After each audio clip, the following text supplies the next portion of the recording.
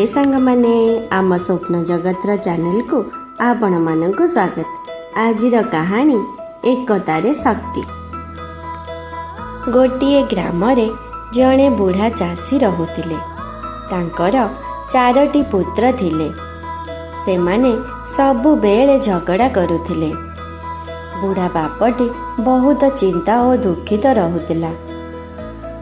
सबु बेले मनरे भाबुथिला पुओ 4 जण एमिति झगड़ा कले सेमाने दिने ना दिने निश्चय समस्या रे पड़िबे।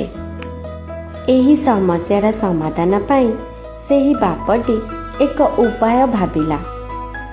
से 4 जण पुओ को तांको पाखकु डाकिला। सेमानंकु गोटिए एक गछि लाठी देई कहिला, एहाकु भांगी दियो। सेही पुओ 4 जण बहुत चेष्टा कले, हेले काठी केही भी भांगी पारिले नाही।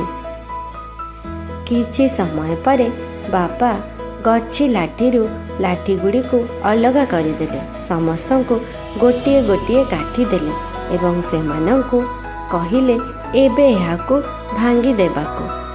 सेही पुओ 4 जण अति सहजरे काठी गुड़ी को भांगी देले।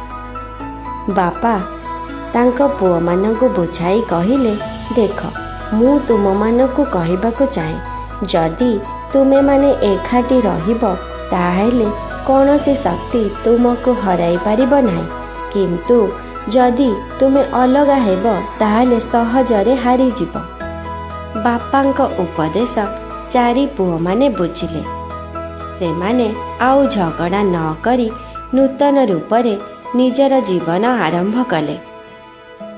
एही गपटिरु आमको एही शिक्षा मिलिला जे जदि आमे एकतारे रहिबा ताहले कौनसी समस्या आमको हराई पारिब नाही, किंतु भिन्न मत रखिले आमे सहजरे दुर्बल होई जिबा।